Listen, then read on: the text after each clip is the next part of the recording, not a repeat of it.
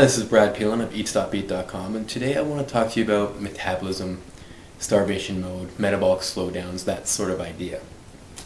I want to start by explaining to you why these ideas exist. And quite frankly, as far as I'm concerned, they exist to stop you from losing weight. I'm not kidding. You see, I once read, and I'm actually going to read it off a cue card for you, that no one is ever defeated until defeat has been accepted as a reality. I should quote from Napoleon Hill. You see, these self-doubts that get thrown into our minds are just a way of preventing us from eating less to lose weight. Because they'd rather us try anything other than eating less.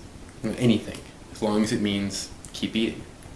It's this self-doubt, this little tickle in the back of our head telling us maybe what we're doing is wrong. That's what defeats most of us in our weight loss efforts. So let's get rid of it.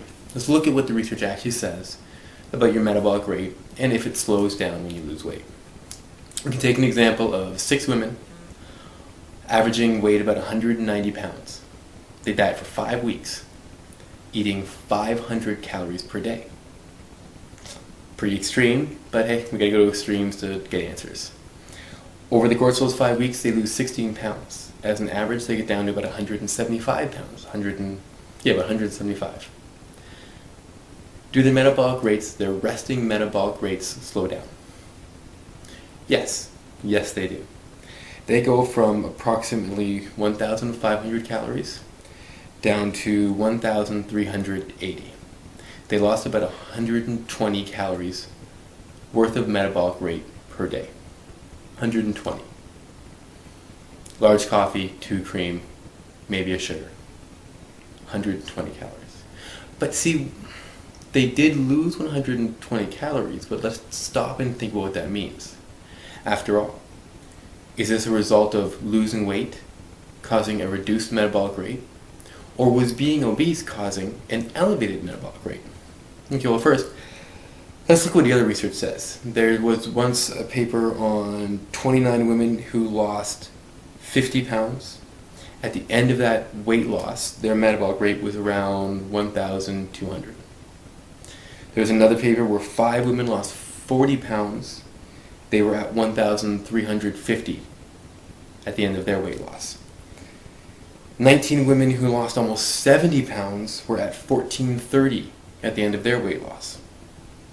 And 5 women who lost 25 pounds, 1,430.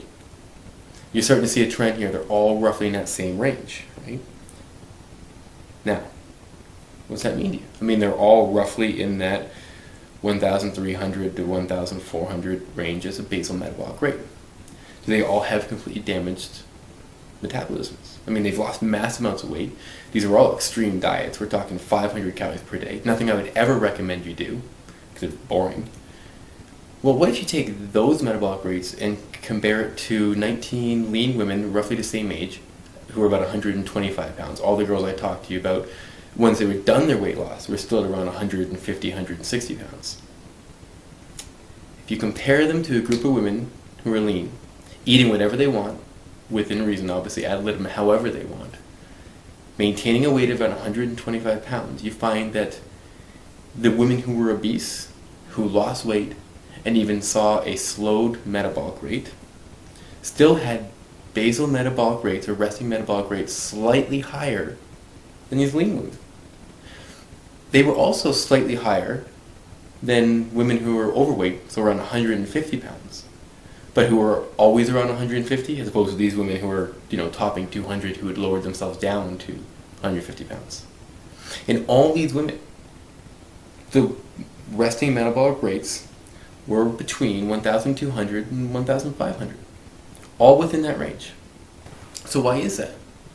Because your resting metabolic rate is tied to your height and the amount of lean body mass you carry. And by lean body mass, I'm really not talking about muscle as much as I am talking about your organs.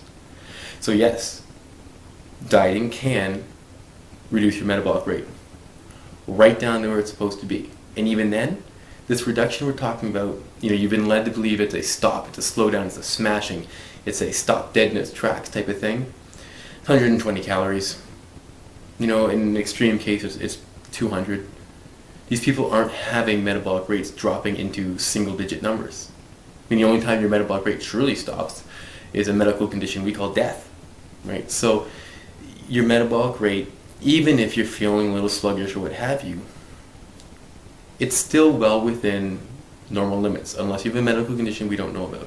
Even if you're the extreme, even if you're a complete unique case, if your metabolic rate has dropped down to 1,000 calories a day, well, plus some activity thrown in there, your daily energy expenditure is probably 1,500, which means for you to lose weight, you probably have to eat around 1,400, maybe 1,300, depending on how true that total daily energy expenditure is. The point of this all is that your metabolic rate is not going to come crashing down as a result of dieting. Even extreme dieting of 500 calories per day, especially if you're resistance training. And let's keep in mind, I never want you to do 500 calories a day for a long period of time, because that's ridiculous.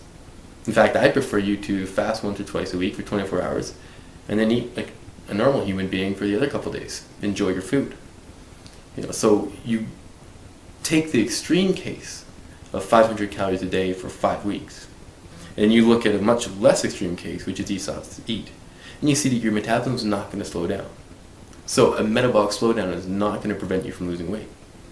Eating too much will prevent you from losing weight, but a metabolic slowdown will not. So I'm Brad Pilon for Eat Stop Eat, trying to explain to you that people who are very obese actually do have a slightly elevated resting metabolic rate. And when they lose weight, get down to the overweight to even normal weight, they do see a small decrease in their metabolic rate of about 120 calories. Even if it was double that, it would be 240. Even if they lost 240 calories off of their resting metabolic rate, they'd still be well within the range of what we would consider normal at their new weight. And they'd probably still be slightly elevated compared to someone who's actually lean at the same age and height. I'm Brad Pilon, trying to put some common sense into the idea of starvation mode, your metabolic rate, how it can shift or swing, and its effect on weight loss.